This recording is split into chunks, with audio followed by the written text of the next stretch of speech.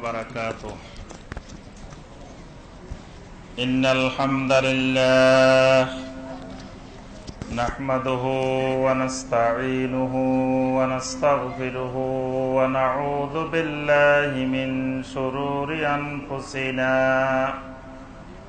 ومن سيئات أعمالنا. من يهده الله فلا مضل له ومن يضلل فلا هادي له. وأشهد أن لا إله إلا الله وحده لا شريك له. وأشهد أن محمدًا عبده ورسوله. يا أيها الذين آمنوا اتقوا الله حق تقاته ولا تموتن إلا وأنتم مسلمون. يا أيها الناس اتقوا ربكم الذي خلقكم من نفس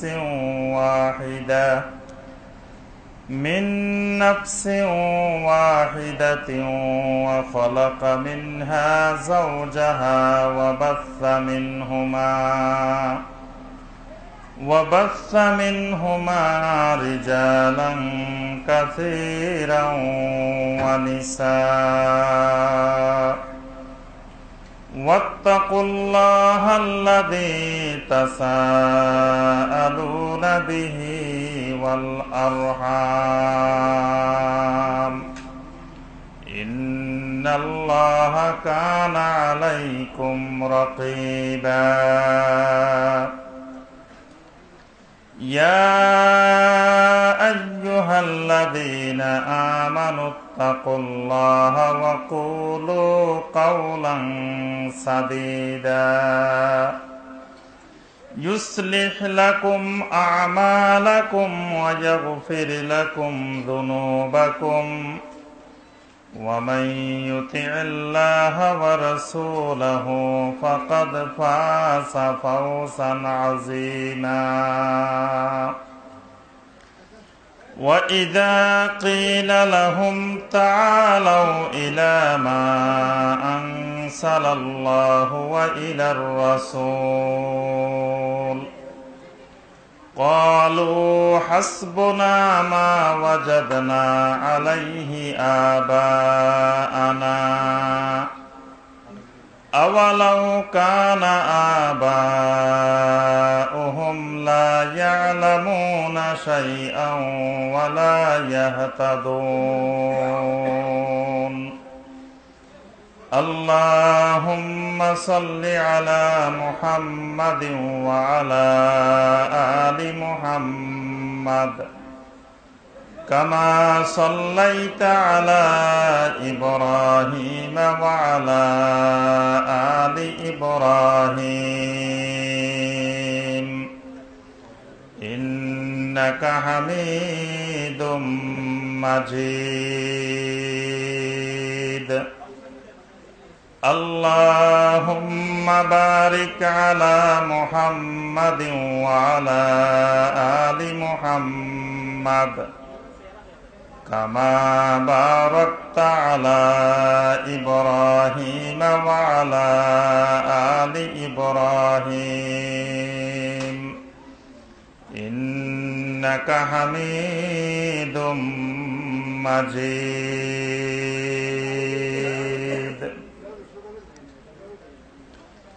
ফেনী জেলার দাগনভূঞা উপজেলার এই পদ্মার পুকুর ফাদ স্কুল মাঠ ময়দানে আয়োজিত আজকের এই তাফসীরুল কোরআন মাহফিলের সম্মানিত সভাপতি, সম্মানিত ওলামায়ে কেরাম, অত্র এলাকার আমার সম্মানিত মুরব্বিয়ানে আযম, পর্দার আড়ালের মা বোনেরা, এই মাহফিলের আয়োজক অত্র এলাকার যুব সমাজের ভাইরা এবং শিশু কিশোর ভাই ও বোনেরা, আল্লাহ সুবহানাহু ওয়া তাআলার দরবারে কোটি কোটি শুকরিয়া যে আল্লাহ রাব্বুল আলামিন আমাদেরকে আজকে 1437 হিজরি সনের 10 শাওয়াল তারিখে এবং 2016 সালের 16 জুলাই তারিখে এই তাফসিরুল কোরআন মাহফিলে সলাতুল মাগরিবের পরে কোরআনে কারিমের একটি আয়াতে কারিমার সংক্ষিপ্তভাবে তাফসির করার এবং শোনার তৌফিক দিয়েছেন সেই রব্বুল আলামিনের শুকর আদায় করি, সকলে বলি আলহামদুলিল্লাহ। সম্মানিত ভাই ও বোনেরা, আমরা সকলে জানি আজকের আবহাওয়ার প্রতিকূল অবস্থার কারণে আমাদের এই তাফসিরুল কোরআন মাহফিলে একটু আসা যাওয়ায় বসায় একটু সমস্যা হচ্ছে, কিন্তু এই সমস্যা এই প্রতিকূলতার মধ্য দিয়েও একটা তাফসিরুল কোরআন মাহফিল এই এলাকায় হওয়া, এটা আল্লাহ রাব্বুল আলামিনের বিরাট এক নিয়ামত। আলহামদুলিল্লাহ, আমি যে মসজিদে খুতবা দিই, উত্তরা 11 নম্বর সেক্টর জামে মসজিদ, আমার জুমার খুতবায় মুসল্লি হয় প্রতি জুমায় 10,000 এবং ঈদের জামাতে আমার মুসল্লি হয় 15,000। প্রতি জুমায় দান বাক্স থেকে, শুধু দান বাক্স থেকে কালেকশন হয় 2,50,000, শুধু দান বাক্স থেকে কালেকশন হয়। তা আলহামদুলিল্লাহ, আজকে আমার এই এলাকা আমারই এলাকা, আমার বাড়িও এই ফেনী জেলায়। তো আলহামদুলিল্লাহ, আপনাদের সামনে এসে কোরআন এবং সুন্নাহ থেকে দুই একটি কথাবার্তা বলার এবং শোনার আল্লাহ পাক তৌফিক দিয়েছেন, যেটা আমারও হেদায়েতের জন্য, অত্র এলাকাবাসীর হেদায়েতের জন্য আশা করি কাজে আসবে। আল্লাহ পাক এই তৌফিক দিয়েছেন, আবারও শুকরিয়াতান বলি আলহামদুলিল্লাহ। সম্মানিত ভাই ও বোনেরা, আমরা এখানে এসেছি কি শোনার জন্য? গান শোনার জন্য? এটা কি গানের মাহফিল? কিসের মাহফিল? কোরআন সুন্নাহর মাহফিল। এই মাহফিল হলো কোরআন এবং সুন্নাহর মাহফিল। এই মাহফিল গানের মাহফিল না। এই মাহফিলের এখানে লেখা আছে তাফসিরুল কোরআন মাহফিল। এই মাহফিলে কি হবে? আল্লাহর কোরআনের তাফসির হবে। এটাই হলো এই মাহফিলের কাজ। সুতরাং এই মাহফিলে কথা হবে দুইজনের, হয় কথা হবে আল্লাহ রাব্বুল আলামিনের, অথবা কথা হবে আল্লাহ রাব্বুল আলামিনের রাসূলের। এই দুইয়ের বাহিরে আর কারো কোনো কথাবার্তা এই মাহফিলে হবে না। এই মাহফিলে কবির কথা হবে, যে শুধু কবিতা বলবো আপনাদের সামনে, কবির আলোচনার জন্য কি আজকের এই মাহফিল? এই মাহফিল শুধুমাত্র আল্লাহ রাব্বুল আলামিনের কথা বলার জন্য, আল্লাহ রসুল সাল্লাল্লাহু আলাইহি ওয়াসাল্লামের কথা বলার জন্য। কিন্তু আমরা দেখি, আমরা বিভিন্ন সময়ে তাফসিরুল কোরআন মাহফিল, কথা হয় কবিতার কথা, কথা হয় বিভিন্ন গান বাজনার সুর দিয়ে, বিভিন্ন রকমের প্রয়োজনীয় অপ্রয়োজনীয় বিভিন্ন কথাবার্তা। এই জন্য আমরা এই ওয়াজ মাহফিলের মধ্যে সমগ্র বাংলাদেশ ব্যাপী এবং সারা বিশ্বব্যাপী এই ওয়াজ মাহফিলের আমরা সংস্কার আনার জন্য চেষ্টা করতেছি। একটা এলাকার মানুষ অনেক কষ্ট করে, অনেক সহযোগিতা করে, গরিব মানুষ, দরিদ্র মানুষ তার কষ্টের অর্জিত টাকা মাহফিলের জন্য দেয়, দিয়ে একটা এলাকায় একটা মাহফিল করার জন্য চেষ্টা করেন। কিন্তু দেখা যায় সেই মাহফিল শেষে ওই এলাকার মানুষ হেদায়েতের জন্য কোরআন সুন্নাহ থেকে কিছুই পায় না। একটা ওয়াজ মাহফিল হয়, সেখানে আমরা শুধু কিছু গান বাজনা বলতে কিছু গানের সুর দিয়ে দিয়ে তালে তালে কিছু কবিতা শুনাই, কিছু জিকির আজকার করাই, কিছু কথাবার্তা বলে সে মাহফিল শেষ করি, যেখানে আল্লাহর কোরআনের আলোচনাও হয় না, নবী সাল্লাল্লাহু আলাইহি ওয়াসাল্লামের সুন্নাহর আলোচনাও হয় না। আলহামদুলিল্লাহ, আজকের এই মাহফিলে আমার পরেও আরো আলোচক বৃন্দ আছেন। এখানে যারা আলোচনা করেছেন এবং করবেন ইনশাআল্লাহ, সকলেই শুধুমাত্র কোরআন এবং সুন্নাহ থেকে কথা বলবেন। এখানে কোনো কবির আলোচনা হবে না, কোনো অমুক ফরমাইছেন তমুক ফরমাইছেনের কথা হবে না। কথা হবে আল্লাহ ফরমাইছেন, আল্লাহ রাসূল ফরমাইছেন। এই মাহফিল, আজকের এই তাফসিরুল কোরআন মাহফিল, এরকমের একটা মাহফিল এই এলাকায় হওয়া, এটা আল্লাহ রাব্বুল আলামিনের বিরাট নিয়ামত। আল্লাহ পাক আমাদের সবাইকে এই নিয়ামত থেকে শুকরিয়া হাসিল করার এবং ফায়দা হাসিল করার তৌফিক দান করুন। সকলে বলে আমিন। সম্মানিত ভাই ও বোনেরা, আপনাদের সামনে আমি কোরআনে কারিমের যে আয়াতটির তাফসীর করব, এই আয়াতটি হলো সূরা আল মায়েদার 104 নম্বর আয়াত। এই একটা আয়াতের তাফসীরেই অল্প সময়ে আমরা শুনবো ইনশাআল্লাহ। এই আয়াতটির মধ্যে আল্লাহ রাব্বুল আলামিন একটি গুরুত্বপূর্ণ বিষয় আমাদের সামনে আলোচনা করেছেন। বিষয়টি হলো আদম আলাইহিস সালাম থেকে শুরু করে আজ পর্যন্ত এবং কিয়ামত পর্যন্ত পৃথিবীর মানুষ হেদায়েত কেন পায় না। অসংখ্য মানুষ আমরা দেখি যুগে যুগে তারা হেদায়েত পায় নাই, হেদায়েত বিহীন দুনিয়া থেকে চলে গেছেন। আবার কিয়ামত পর্যন্ত এমন অসংখ্য মানুষ আসবে, কোটি কোটি মানুষ, তারা আল্লাহ রাব্বুল আলামিনের দ্বীনের হেদায়েত পাবে না, হক পাবে না, সত্য অনুসন্ধান করেও সত্য পাবে না। এই সত্য না পাওয়া, হেদায়েত না পাওয়া, মামানিউল হেদায়াহ, হেদায়ার প্রতিবন্ধক কি কি জিনিস, ওই বিষয়গুলোই আল্লাহ রাব্বুল আলামিন এই আয়াতে কারিমার মধ্যে আলোচনা করেছেন। হক কোথায় পাওয়া যায়? হক বুঝেন তো? হক, হক মানে কি? হ্যাঁ, হক মানে সত্য। আর হকের বিপরীতটা কি? বাতিল। একটা হলো হক আর একটা হলো বাতিল। দুইটা বিপরীতমুখী জিনিস। যেখানে হক থাকবে সেখানে বাতিল থাকবে না, যেখানে বাতিল থাকবে সেখানে হক থাকবে না। যেখানে এই কারেন্টের আলো আছে, লাইট আছে, সেখানে অন্ধকার থাকবে না। আবার যেখানে অন্ধকার থাকবে সেখানে আলো থাকবে না। এই আলোর নাম হলো হক, ওই অন্ধকারের নাম হলো বাতিল। আল্লাহ পাক কোরআনে কারিমে সূরা বানী ইসরাঈলের মধ্যে, সূরা বানী ইসরাঈলের 81 নম্বর আয়াত, আল্লাহ পাক বলছেন, ওয়াকুল জাআল হাক্কু ওয়া যাহাকাল বাতিল ইন্নাল বাতিলা কানা যাহুকা। আল্লাহ রাসূল সাল্লাল্লাহু আলাইহি ওয়াসাল্লাম মক্কা বিজয়ের দিন, মক্কার ঘরের ভিতর থেকে, মক্কা বিজয়ের দিন মক্কার ভিতরে কয়টা মূর্তি ছিল? 360টা। এই 360টা মূর্তিকে ভাঙতেছেন আর নবী সাল্লাল্লাহু আলাইহি ওয়াসাল্লাম বলতেছেন, জাআল হাক্কু ওয়া যাহাকাল বাতিল ইন্নাল বাতিলা কানা যাহুকা। আল্লাহ রাসূল সাল্লাল্লাহু আলাইহি ওয়াসাল্লাম এই মক্কার বাসিন্দা, এই মক্কা মুকাররমার শাবাবে মক্কা, মক্কা মুকাররমার যুব সমাজের একজন ছিলেন মুহাম্মদ রাসূলুল্লাহ সাল্লাল্লাহু আলাইহি ওয়াসাল্লাম। এই মক্কার এলাকার মধ্যে আহলে মক্কার অধিবাসী হয়ে এই মক্কার জাবালে নূরে তিনি হেদায়েত পেয়েছেন। আবার এই মক্কাতে দীর্ঘ 13 বছর পর্যন্ত তিনি আল্লাহর দ্বীনের দাওয়াত দিয়েছেন, হকের দাওয়াত দিয়েছেন।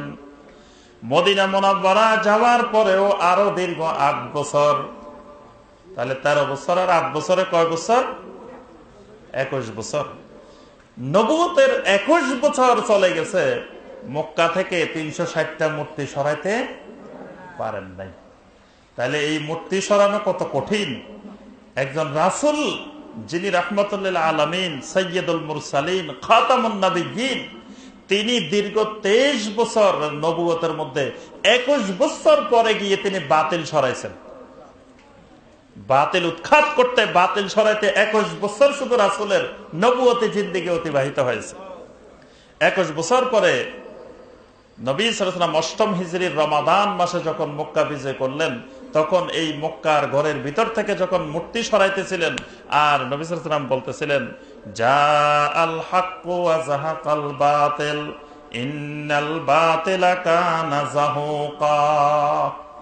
জাআল হাক্কু, হক এসে গেছে, সত্য এসে গেছে, আলো এসে গেছে। ওয়া যাহাকাল বাতিল, আজকে বাতিল এই মক্কার জমিন থেকে উৎখাত হয়ে গেছে। ইন্নাল বাতিলা কানা যাহুকা, আর যেখানে হক আসবে বাতিল তো সেখানে থাকতেই পারবে না। যেখানে তাওহীদ আসবে সেখানে শিরক থাকতে পারবে না, যেখানে শিরক থাকবে সেখানে তাওহীদ থাকবে না, যেখানে সুন্নাহ থাকবে সেখানে বেদাত থাকবে না, যেখানে বেদাত থাকবে সেখানে সুন্নত থাকবে না। এগুলা হক আর বাতিলের মতো আলাদা আলাদা জিনিস। আপনারা কি তাওহীদের পক্ষে না শিরকের পক্ষে? মাশাআল্লাহ, এই মাহফিলে সবাই তাওহীদের পক্ষে। আমরা সবাই তাওহীদের পক্ষে, শিরকের বিপক্ষে। আমরা সবাই সুন্নতের পক্ষে, বেদাতের বিরুদ্ধে। আমরা কোন ব্যক্তির বিরুদ্ধে নাই, কোন দলের বিরুদ্ধে নাই, কোন রাজনৈতিক অরাজনৈতিক কোন দলের সাথে আমাদের কোনো শত্রুতা নাই। আমাদের শত্রুতা আছে কিসের সাথে? শিরকের সাথে আর বেদাতের সাথে। আমাদের বন্ধুত্ব হলো তাওহীদের সাথে আর সুন্নতের সাথে। কি বলেন? সবাই একমত? আলহামদুলিল্লাহ। এই তাওহীদ আর সুন্নাহর নাম হলো হক, শিরক আর বেদাতের নাম হলো বাতিল। এখন পৃথিবীতে এই হকটা, এই সত্যটা কার পক্ষ থেকে আসে? আল্লাহর পক্ষ থেকে আসে। আল্লাহ পাক কোরআনে কারিমে অসংখ্য জায়গায় বলেছেন, আল হাক্কু মির রাব্বিক ফালা তাকুনান্না মিনাল মুমতারিন। হে রাসূল, আল হাক্কু মির রাব্বিক, হকটা তো আসে আপনার রবের পক্ষ থেকে। ওয়া কুলিল হাক্কু মির রাব্বিকুম, রাসূল আপনি বলে দিন হক আসে আপনার রবের পক্ষ থেকে। ইন্নাকা লা তাহদি মান আহবাবতা ওয়ালাকিন্নাল্লাহা ইয়াহদি মান ইয়াশা। আল্লাহ পাক রাসূলকে বলেন, রাসূল আপনি যদি ইচ্ছা করেন দুনিয়ার সব মানুষকে হেদায়েত দিয়ে দিবেন, আপনি একজন মানুষকেও আপনি হেদায়েত দিতে পারবেন না। ওয়ালাকিন্নাল্লাহা ইয়াহদি মান ইয়াশা, আল্লাহ রাব্বুল আলামিন যাকে ইচ্ছা করবেন আল্লাহ পাক শুধু তাকে হেদায়েত দিবেন। হেদায়েত আসে আল্লাহর পক্ষ থেকে। আল্লাহ যাকে চাইবেন শুধু তাকেই আল্লাহ পাক হেদায়েত দিবেন। অন্য কাউকে আমি আপনি ইচ্ছা করলে গ্রামের সব মানুষকে হেদায়েত দিয়ে দিব, এই হেদায়েত দেওয়া সম্ভব নয়। আচ্ছা, হেদায়েত থাকে কোন জায়গায়? হেদায়েত কিসের মধ্যে? হেদায়েত হলো আল্লাহর কিতাবের মধ্যে, আল্লাহ রাসূলের সুন্নতের মধ্যে। নবী সাল্লাল্লাহু আলাইহি ওয়াসাল্লাম ইন্তেকালের সময় কি বলছেন? ইন্তেকালের আগে উম্মতকে বলে গেলেন, তারাকতু ফীকুম আমরাইন লান তাদিল্লু মা তামাসসাকতুম বিহিমা কিতাবাল্লাহি ওয়া সুন্নাতা নাবিয়্যিহি। আমার উম্মতেরা, আমার কাছে আয়াত নাজিল হয়ে গেছে, ইজা জাআ নাসরুল্লাহি ওয়াল ফাতহ ওয়া রাআইতান নাসা ইয়াদখুলুনা ফি দীনিল্লাহি আফওয়াজা ফাসাব্বিহ বিহামদি রাব্বিকা ওয়াস্তাগফির। আপনার নবুয়তের দায়িত্ব শেষ পর্যায়ে এসে গেছে। আপনি বেশি বেশি করে আল্লাহর তাসবিহ আর জিকির আজকারে আপনি নিমগ্ন হয়ে যান। আল্লাহর আয়াত নাজিল হয়ে গেছে, আল ইয়াউমা আকমালতু লাকুম দীনাকুম ওয়া আতমামতু আলাইকুম নি'মাতি ওয়া রাদিতু লাকুমুল ইসলাম দীনা। আল্লাহর পক্ষ থেকে আয়াত এসে গেছে, রাসূল আজকে আল্লাহর দ্বীনকে আমি পরিপূর্ণ করে দিলাম। দিন যেহেতু পরিপূর্ণ হয়ে গিয়েছে, আমি রাসূল আর জমিনে থাকার কোনো প্রয়োজনীয়তা নাই। আমার কাজে ছিল আল্লাহর দ্বীনকে পরিপূর্ণ করে দেওয়া। দিন যেহেতু পরিপূর্ণ, এখন আর আমার কোনো প্রয়োজনীয়তা নাই। যে কোনো মুহূর্তে আমি তোমাদের থেকে চলে যাব। তারাকতু ফীকুম আমরাইন, আমার উম্মতরা শুনে রাখো, আমি যাওয়ার পরে তোমাদের কাছে আমি দুইটা জিনিস রেখে যাচ্ছি। লান তাদিল্লু মা তামাসসাকতুম বিহিমা, আমার উম্মতেরা গো, এই দুইটা জিনিসকে যদি শক্ত করে মজবুত করে ধরো, লান তাদিল্লু, দুনিয়ার কোন শক্তি তোমাদেরকে গোমরা করতে পারবে না। সুবহানাল্লাহ। সেই দুইটা জিনিস কি? কিতাবাল্লাহি ওয়া সুন্নাতা নাবিয়্যিহি। প্রথম জিনিসটি হলো আল্লাহর কিতাব, দ্বিতীয় জিনিসটি হলো আল্লাহ রাসূল সাল্লাল্লাহু আলাইহি ওয়াসাল্লামের সুন্নাত। সুবহানাল্লাহ। তাহলে হক কিসের মধ্যে আছে? আল্লাহর কিতাবের মধ্যে আর নবী সাল্লাল্লাহু আলাইহি ওয়াসাল্লামের সুন্নাহর মধ্যে। নবী সাল্লাল্লাহু আলাইহি ওয়াসাল্লাম যাওয়ার সময় বললেন না যে উম্মতেরা আমি দুনিয়া থেকে চলে যাচ্ছি, তোমাদের কাছে তারাকতু ফীকুম আবু বকর, তারাকতু ফীকুম ওমর, তারাকতু ফীকুম আবু হুরায়রা, তারাকতু ফীকুম আয়েশা সিদ্দিকা, তারাকতু ফীকুম আব্দুল্লাহ ইবনে মাসউদ, তারাকতু ফীকুম আব্দুল্লাহ ইবনে জুবায়ের, তারাকতু ফীকুম আব্দুল্লাহ ইবনে আব্বাস। আমার উম্মতেরা আমি চলে যাচ্ছি, কিন্তু বাগা বাগা কিছু সাহাবী আবু বকর রেখে যাচ্ছি, ওমর রেখে যাচ্ছি, ওসমান রেখে যাচ্ছি, আলী রেখে যাচ্ছি, আব্দুল্লাহ ইবনে মাসউদ রেখে যাচ্ছি, আব্দুল্লাহ ইবনে জুবায়ের রেখে যাচ্ছি। এই নামগুলো কি আল্লাহ রাসূল সাল্লাল্লাহু আলাইহি ওয়াসাল্লাম বলছেন? আল্লাহ রাসূল কোন সাহাবীর কথা, কোন ব্যক্তির কথা নবী সাল্লাল্লাহু আলাইহি ওয়াসাল্লাম বলেন নাই। বলছেন আমি চলে যাচ্ছি, রেখে যাচ্ছি দুইটা জিনিস, একটা হলো কিতাবুল্লাহ, আল্লাহর কিতাব, আর একটা আল্লাহ রাসূল সাল্লাল্লাহু আলাইহি ওয়াসাল্লামের সুন্নাহ। আমার সম্মানিত ভাই ও বোনেরা, তাহলে হেদায়েত রয়েছে, হক রয়েছে আল্লাহর কিতাবের মধ্যে আর নবী সাল্লাল্লাহু আলাইহি ওয়াসাল্লামের সুন্নতের মধ্যে। এর বাহিরে হক তালাশ করতে যাওয়া, এটা হলো গোমরাহি। কোরআন এবং সুন্নাহকে বাদ দিয়ে হক তালাশ করতে যাওয়া, সত্য অনুসন্ধান করতে যাওয়া, এটা সত্যের হকের পরিপন্থী, এটা বাতিলের লক্ষণ। ইমাম আহমদ বিন হাম্বল রাহমাতুল্লাহ আলাইহি নাম শুনছেন? যে আপনাদের কি হয়, চাচা হয় না জ্যাঠা হয় না খালু হয়? ইমাম আহমদ বিন হাম্বল রাহমাতুল্লাহ আলাইহি, হ্যাঁ, আমাদের কি হয়? সমগ্র মুসলিম উম্মাহর একজন ইমাম, ইমাম আহমদ বিন হাম্বল রাহমাতুল্লাহ আলাইহি। আল্লাহু আকবার। এখন আমাদের ইমাম তো ইমাম আবু হানিফা রাহমাতুল্লাহ আলাইহি, আহমদ বিন হাম্বল আমাদের ইমাম হইল কেমনে? মাশাআল্লাহ। তাহলে সবাই আমাদের ইমাম। ইমাম আবু হানিফা রাহমাতুল্লাহ আলাইহি আমাদের ইমাম, ইমাম শাফি রাহমাতুল্লাহ আলাইহি আমাদের ইমাম, ইমাম মালিক রাহমাতুল্লাহ আলাইহি আমাদের ইমাম, ইমাম আহমদ বিন হাম্বল রাহমাতুল্লাহ আলাইহি উনিও আমাদের ইমাম।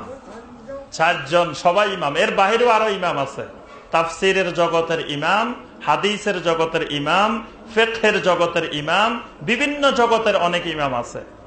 তাফসীরের জগতের ইমাম ইমাম তাবারী রাহমাতুল্লাহ আলাইহি, ইমাম ফখরুদ্দিন আর রাজি রাহমাতুল্লাহ আলাইহি, ইমাম কুরতুবী রাহমাতুল্লাহ আলাইহি, ইমাম ইবনে কাসির রাহমাতুল্লাহ আলাইহি, এরা হলেন আমাদের তাফসীরের জগতের ইমাম। হাদিসের জগতের ইমামকে ইমাম বুখারী রাহমাতুল্লাহ আলাইহি, ইমাম মুসলিম রাহমাতুল্লাহ আলাইহি, ইমাম তিরমিজি, নাসাই, আবু দাউদ, ইবনে মাজাহ, এরা সবাই আমাদের ইমাম। এটা কোন জগতের ইমাম? ইলমে হাদিসের জগতের ইমাম। আর ইমাম আবু হানিফা, শাফি, মালিক, হাম্বল, আবু ইউসুফ, মুহাম্মদ, জোফার, ওনারা সবাই আমাদের কোন জগতের ইমাম? ফিকহের জগতের ইমাম। এখন একজন ইমামকে যদি শক্ত করে ধরেন আর বাকিগুলার খবরে না নেন, তাহলে তারা আপনার ইমাম হইল কেমনে? সকলেই আমাদের ইমাম। ইমাম আহমদ বিন হাম্বল রাহমাতুল্লাহ আলাইহি, তিনি তার যুগের শাসক ইমাম আহমদ বিন হাম্বলকে এসে বলতেছেন, ইমাম আহমদ বিন হাম্বল, ওয়াল্লাহি ইন্নী লা উহিব্বুকা, হে ইমাম আহমদ বিন হাম্বল, আমি তোমাকে অনেক পছন্দ করি, অনেক ভালোবাসি, কিন্তু তুমি যে কথাগুলো বলতেছ এই কথাগুলো আমার পছন্দ হয় না। তুমি বলতেছ আল্লাহ পাকের সিফাতগুলোকে কোনো ব্যাখ্যা বিশ্লেষণ করা যাবে না। তুমি বলতেছ কোরআন গায়রে মাখলুক। তুমি বলতেছ আল্লাহ পাক সর্বত্র বিরাজমান, এই কথাটা ঠিক না। তুমি বলতেছ আল্লাহ পাক নিরাকার, এই কথাটা ঠিক না। আমাদের মুতাজিলার বড় বড় ইমাম, বড় বড় উলামায়ে কেরাম তোমার এই কথাগুলোকে শিরক মনে করতেছে, কুফরি মনে করতেছে। ইমাম আহমদ বিন হাম্বল, তুমি এই কথাগুলা থেকে বিরত হয়ে যাও, আমরা চাই না তোমার উপরে কোনো নির্যাতন করি। ইমাম আহমদ বিন হাম্বল রাহমাতুল্লাহ আলাইহি জবাব দিলেন, আতুনি শাইয়্যাম মিন কিতাবিল্লাহি ওয়া সুন্নাতি নাবিয়্যিহি। ও আব্বাসী খেলাফতের এত বড় বাদশাহ, আব্বাসী খেলাফতের বিচারকেরা, আব্বাসী খেলাফতের উলামায়ে কেরাম, আপনাদের কাছে আমি শুধু একটা জিনিস চাই, আপনারা আমাকে আপনাদের মতের সপক্ষে আল্লাহর কিতাব থেকে একটা দলিল দেন বা আল্লাহ রাসূলের হাদিস থেকে একটা দলিল দেন। আমি আর কিছু চাই না। কিন্তু ওই যুগের বাদশাহ, ওই যুগের উলামায়ে কেরাম, ওই যুগের বিচারপতি, প্রধান বিচারপতি সহ সবাই শুধু আকলি দলিল দে, যুক্তির দলিল দে, কিন্তু একটা কোরআনের আয়াতও দলিল দিতে পারে না, একটা হাদিসও দলিল দিতে পারে না। ইমাম আহমদ বিন হাম্বল বলছেন, সারা দুনিয়ার সকল যুক্তিবাদী, সকল দার্শনিক, সকল ফিলোসফাররা যদি আমার সামনে আনেন, আর যদি কোরআন সুন্নাহ থেকে একটা আয়াত বা হাদিস আমাকে দলিল দিতে না পারেন, আমি ইমাম আহমদ বিন হাম্বল সেটা মেনে কখনো নিব না। আল্লাহু আকবার। উনি কখনো মেনে নেন নাই। শেষ পর্যন্ত উনাকে অনেক নির্যাতন, জুলুমের শিকার হতে হয়েছে। ইমাম আবু হানিফাকে, ইমাম আহমদ বিন হাম্বলকে নির্যাতন করা হচ্ছে, আর আহমদ বিন হাম্বল বলতেছেন, আতুনি শাইয়্যাম মিন কিতাবিল্লাহি ওয়া সুন্নাতি নাবিয়্যিহি, আমাকে একটা কোরআনের আয়াত দেন আর একটা হাদিস দেন। আল্লাহু আকবার। এটাই হলো আহলুস সুন্নাহ ওয়াল জামাতের লক্ষণ, এটাই হলো হকের লক্ষণ। তাহলে যারা হকপন্থী তারা খুঁজবে দলিল কোথা থেকে? কোরআন থেকে আর সুন্নাহ থেকে। আর যারা হকপন্থী না, তারা দলিল খুঁজবে কোথায়? এবার সেটা বলেন। হকপন্থীরা দলিল খুঁজবে কোরআনে আর হাদিসে। তাহলে যারা হকপন্থী না, তারা দলিল খুঁজবে কোথায়? তাদের অনেকগুলো দলিল আছে। সেই দলিলগুলাই আমরা আলোচনা করবো। আজকের আলোচ্য বিষয় ওই দলিলগুলা। যারা হকপন্থী তাদের দলিল তো পাই গেলাম দুই জায়গায়, এক জায়গা কোরআন অথবা নবী সাল্লাল্লাহু আলাইহি ওয়াসাল্লামের সুন্নাহ। এখন যারা হকপন্থী না, তাদের দলিল কোথায় পাওয়া যাবে? তাদের দলিল পাওয়ার এক নম্বর জায়গা হলো আত-তাকলিদ আল আমা। এটা হলো এক নম্বর জায়গা। এক নম্বর জায়গা হলো মুরব্বিদের রেওয়াজ, মুরব্বিদের প্রথা, মুরব্বিদের মধ্যে পাওয়া যাবে। এটা কোরআনেও পাওয়া যাবে না, হাদিসেও পাওয়া যাবে না, এটা বাপ-দাদাদের মধ্যে পাওয়া যাবে। এটা হলো এক নম্বর দলিল। আল্লাহ রাসূল সাল্লাল্লাহু আলাইহি ওয়াসাল্লাম যখন সবাইকে, আরবের মানুষদেরকে সবাইকে দাওয়াত দিচ্ছিলেন, সূরা যে আয়াতটা তেলাওয়াত করেছে সূরা আল মায়েদার 104 নম্বর আয়াত, وَإِذَا قِيلَ لَهُمْ تَعَالَوْا إِلَى مَا أَنزَلَ اللَّهُ وَإِلَى الرَّسُولِ, যখন তাদেরকে বলা হলো তাআলাউ ইলা মা আনজালাল্লাহু ওয়া ইলার রাসূল, সকল মতবাদ, সকল ফেরকা, সকল কিছু ছেড়ে দিয়ে আল্লাহর কোরআনের দিকে আর সুন্নাহর দিকে চলে আসো।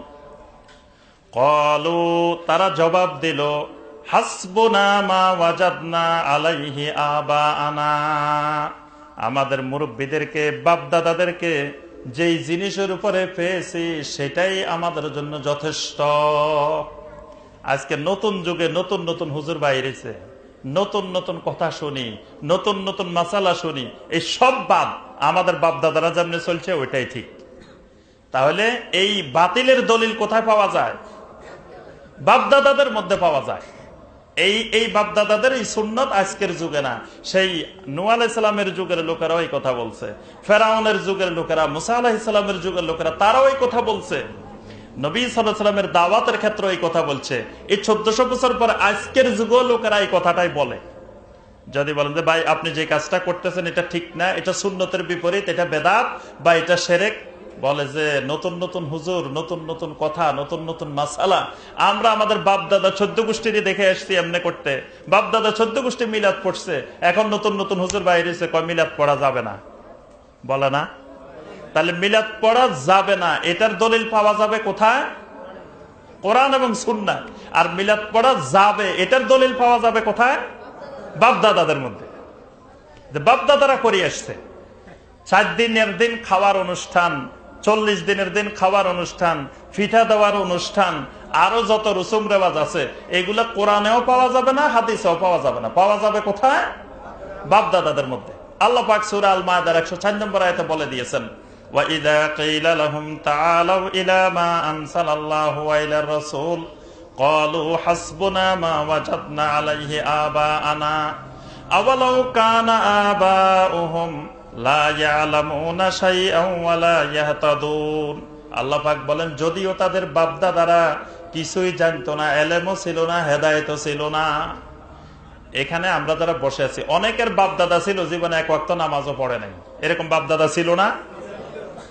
তো যেই লোক নামাজও পড়ে নাই সেই লোক এইসব বিষয় জানতো কি করে?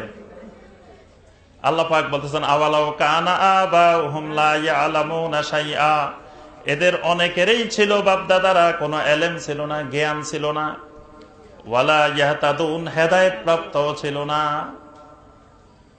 এই সেম কথাটা, একই কথাটা আল্লাহ পাক অন্যান্য সূরায়ও বলেছেন, বারবার আল্লাহ পাক বলেছেন। সূরা আল বাকারার 170 নম্বর আয়াতে আল্লাহ পাক এই কথাটা বলছেন, ওয়া ইযা কিলা লাহুমুত্তাবিউ মা আনসালাল্লাহ ক্বালু মা ওয়াজাদনা মা আলকাইনা আলাইহি আবাআনা ক্বালু নাত্তাবিউ মা আলকাইনা আলাইহি আবাআনা। দুই একটা শব্দের হেরফের দিয়ে কথা একটাই অনেকগুলো সূরাতে আল্লাহ পাক বলছেন। সূরা লোকমানের মধ্যে আল্লাহ পাক বলছেন যে এদেরকে যখন বলা হয় ইত্তাবিউ মা আনজালাল্লাহ, আল্লাহ যা নাজিল করেছেন কোরআনের অনুসরণ করো, সুন্নাহর অনুসরণ করো, বাপদাদার অনুসরণ বাদ দাও। এরা বলে যে মা আলকাইনা আলাইহি আবাআনা, আমাদের বাপদাদাদেরকে যেভাবে পেয়েছি আমরা সেটাই মেনে চলবো, বাপদাদার বাহিরে আমরা যেতে পারি না, বাপদাদার বাহিরে যাওয়া আমাদের পক্ষে সম্ভব না। আচ্ছা ঠিক আছে, বাপদাদার বাহিরে যাইয়েন না। আমাদের বাপদাদা কোনোদিন বিল্ডিং ঘরে শোয় নাই, আমাদের বাপদাদারা শুইছে কাঁচা ঘরে। কাঁচা ঘরে শুইছে না? তা আপনি কেন বিল্ডিং ঘরে শুইতে যান? বলবেন যে আমার বাপদাদা সনের ঘরে শুইছে, আমিও সনের ঘরে শুমু, বাপদাদার বাইরে যাব না। এই কথা কেউ বলে? আমার বাপদাদা কোনোদিন ফ্যান লাগায় নাই, এসি লাগায় নাই, চোখেও দেখে নাই, আমি এখন ফ্যান লাগাই, এসি লাগাই, আরো কত অত্যাধুনিক জিনিস লাগাই না। তো এখানে তো বাপদাদার কথা বলি না। এই কথাটা আল্লাহ রাব্বুল আলামিন কোরআনে কারিমে বলছেন এইভাবে। সূরা রুমের 7 নম্বর আয়াত আল্লাহ পাক বলছেন, ইয়ালামুনা যাহিরাম মিনাল হায়াতিদ দুনিয়া ওয়া হুম আনিল আখিরাতি হুম গাফিলুন। আল্লাহ পাক বলেন ইয়ালামুনা যাহিরাম মিনাল হায়াতিদ দুনিয়া, দুনিয়ার হায়াত সম্পর্কে তাদের সব ধরনের ইলম আছে। ওয়া হুম আনিল আখিরাতি হুম গাফিলুন, কিন্তু আখিরাতের ব্যাপারে একেবারে গাফেল। দুনিয়ার জ্ঞানের কোনো অসুবিধা নেই। কোন এক মুরব্বী, উনি 10 টাকার নোট আর 50 টাকার নোট চিনে না। ওই মুরব্বীকে যদি আপনি 50 টাকার নোট দিয়ে বলেন ধরেন চাচা আপনি নিয়ে যান 500 টাকার নোট, মুরব্বী নিবে? 50 টাকার নোট বলে 500 টাকার নোট চালাই দিবেন? দুনিয়ার কোন মুরব্বী এরকম পাগল মুরব্বী বাংলাদেশে আছে?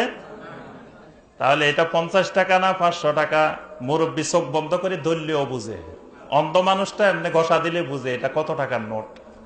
তাহলে এই জায়গায় দুনিয়ার এলেমের ব্যাপারে তার যথেষ্ট নলেজ। তারপরে জায়গা জমিন বেচা কেনার সময় অনেক মুরব্বী আছে দলিল পড়তে জানে না। ওই মুরব্বীরে যদি আনি বলেন মুরব্বী একটা টিপ দেন এখানে, মুরব্বী দিবে? মুরব্বী তার বিশ্বস্ত লোক দিয়ে আগে ওইটা পড়ায় শোনায় ভালো করে দেখে তারপরে টিপ দেওয়া, রেজিস্ট্রি দেওয়া। তাহলে দুনিয়ার ব্যাপারে সামান্য ক্ষতিগ্রস্ত হব এই আশঙ্কায় যদি এত এলেম এত জ্ঞান দরকার হয়, তাহলে আখিরাতের হায়াতের ব্যাপারে আমি ক্ষতিগ্রস্ত হচ্ছি না লাভবান হচ্ছি সেই ব্যাপারে কি যাচাই বাছার দরকার নাই? কিন্তু সেই ব্যাপারে কেন বাপদাদার উপরে ছেড়ে দিতে? আমরা বলি যে বাপদাদারা যেমনি করে গেছে তেমনি আছে। যদি বলি যে শুনেন এই যে ফরজ নামাজের পরে সবাই মিলে যে সম্মিলিত মুনাজাত করি, এটা নবী সাল্লাল্লাহু আলাইহি ওয়াসাল্লামের সুন্নতের বিপরীত। নবী সাল্লাল্লাহু আলাইহি ওয়াসাল্লাম দীর্ঘ 13 বছর পর্যন্ত নামাজ ফরজ হওয়ার পরে ইমামতি করেছেন। এই 13 বছরে একদিনও নবী সাল্লাল্লাহু আলাইহি ওয়াসাল্লাম সালাম ফিরানোর পরে সাহাবীদেরকে নিয়ে সবাইকে একসাথে নিয়ে হাত তুলেছেন এইরকম একটা জাল হাদিসও নাই, সহিহ হাদিস তো নাই, জাল হাদিসও নাই। বলে যে আমাদের বাপ দাদারা না বুঝলে কি এতদিন করে আসছে। এক এক হুজুর ছিল আমাদের দেশে, যেই হুজুরেরা গ্লাসে ফু দিলে গ্লাস ফাটি যেত, সেই হুজুরেরা এই মুনাজাত করে এসছে। এখন আপনারা বাংলাদেশের হুজুর সব মিলে যদি গ্লাসে ফু দেন একটা গ্লাসে তো ফাটতে পারবেন না। তাহলে ওই কারামতওয়ালা হুজুর যাদের ফুতে গ্লাস ফেটে যেত তারা করে এসছে আমাদের মুরব্বীরা, সেটা আবার বাদ দি কেমনে? তাহলে দলিল কোথায় পাওয়া গেল? কোরআনেও পাওয়া গেল না, সহিহ হাদিসেও পাওয়া গেল না, জাল হাদিসেও পাওয়া গেল না। পাওয়া গেছে কোথায়? বাপ দাদাদের মধ্যে পাওয়া গেছে, মুরব্বীদের মধ্যে পাওয়া গেছে। তাহলে আমরা বলছি হকের দলিল পাওয়া যায় কোরআন আর সুন্নাহ, হকের বিপরীত যেটা সেটার দলিল 1 নম্বরে পাওয়া যায় কোথায়? বাপ দাদাদের মধ্যে। আল্লাহ রাসূল সাল্লাল্লাহু আলাইহি ওয়াসাল্লাম আবু তালেবকে, আবু তালেবের নাম শুনছেন না? আবু তালেব কি নবী সাল্লাল্লাহু আলাইহি ওয়াসাল্লামের বড় ভাই না ছোট ভাই? জি মাশাআল্লাহ, এই গ্রামের মুরব্বীরা সব জ্ঞানী, সবাই জানে আবু তালেব হলো চাচা এবং খুব মহব্বতের চাচা। এই চাচা নবী সাল্লাল্লাহু আলাইহি ওয়াসাল্লামকে অনেক মহব্বত করেছেন, ছোটবেলা থেকে অনেক আদর যত্ন করেছেন।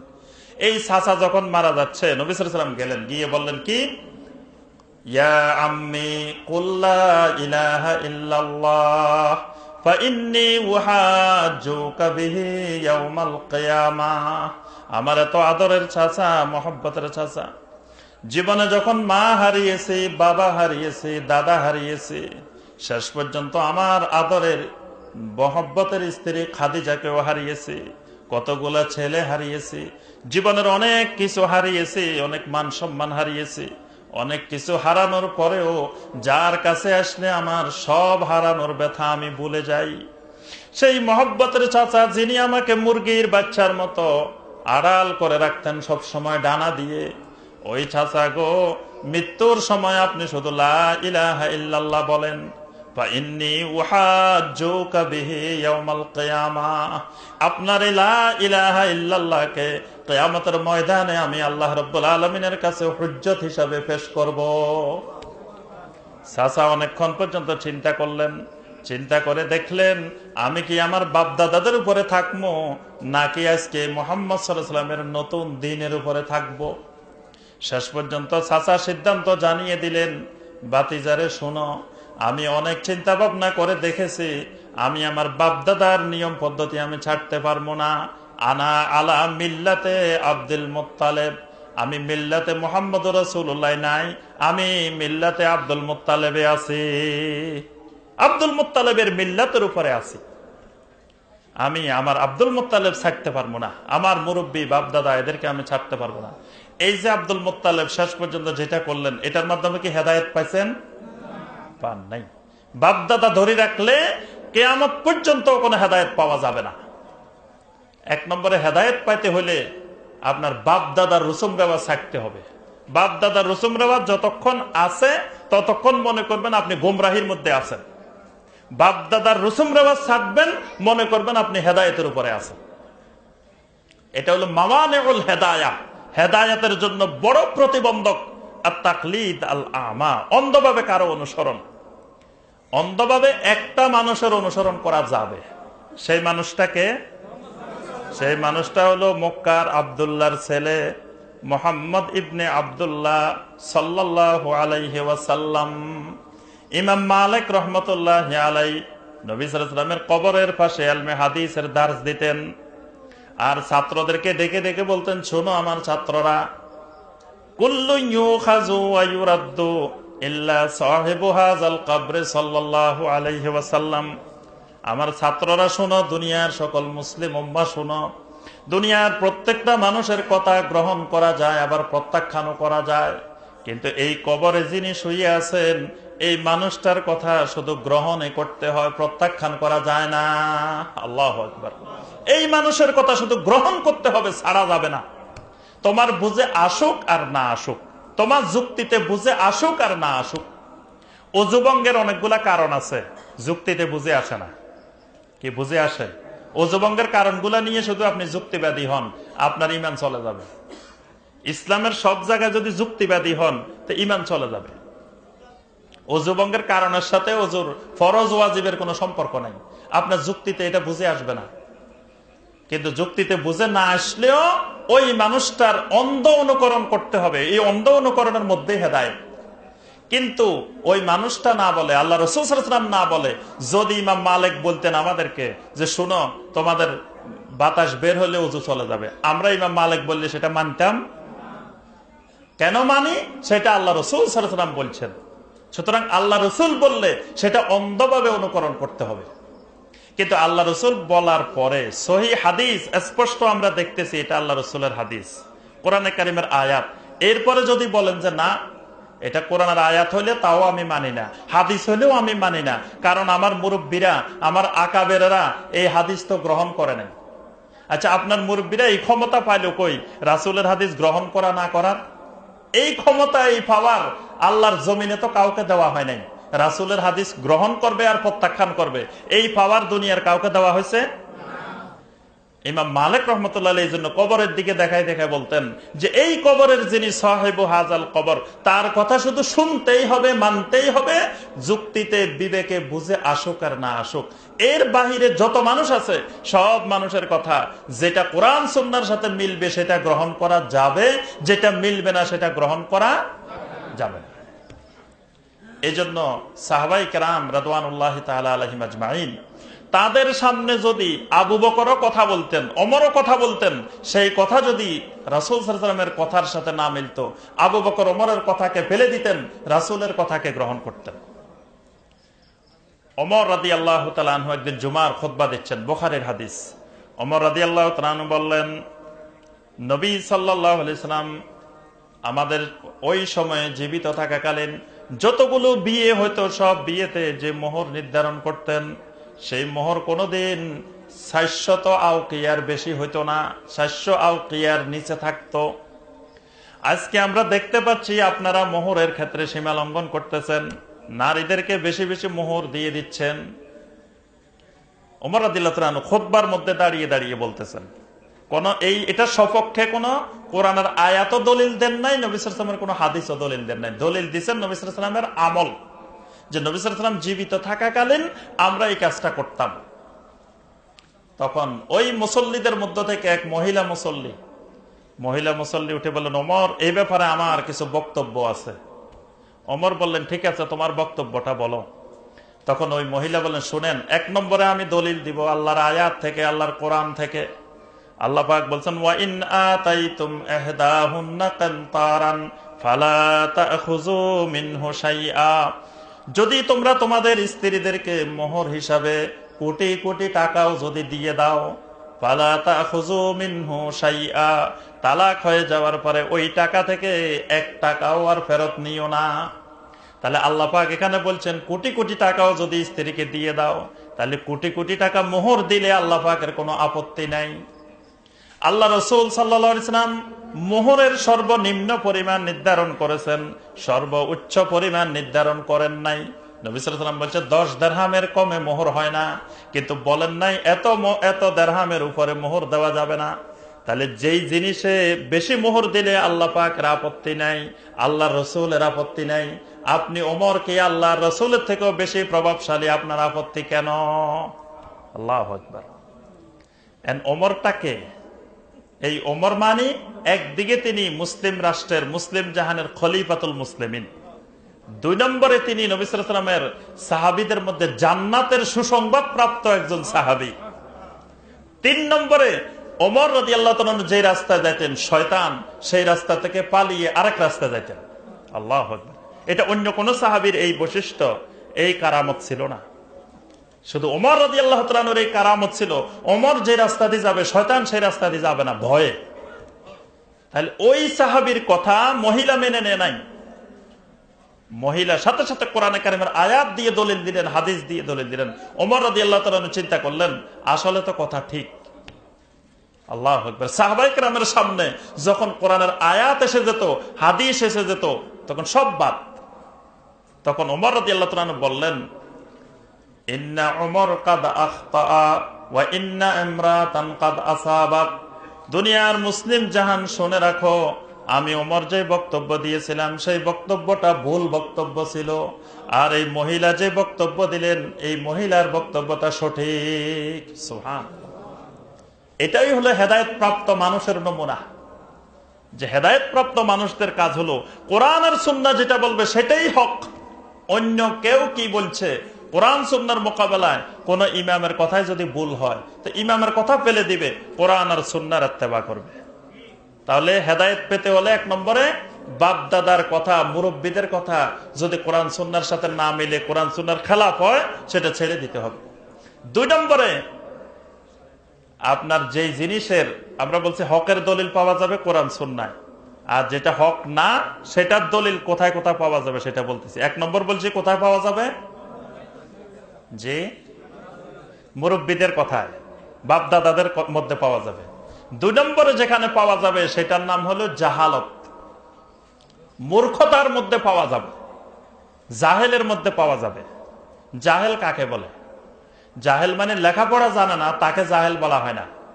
আবু জাহালকে আবু জাহাল বলা হয়। সে কি লেখাপড়া জানতো না? লেখাপড়া তৎকালীন যুগে বড় শিক্ষিত ছিল।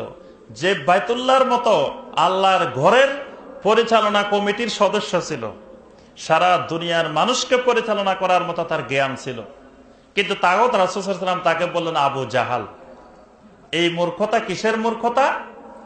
এই মূর্খতা হলো সত্য জানার ব্যাপারে তার জ্ঞান ছিল না।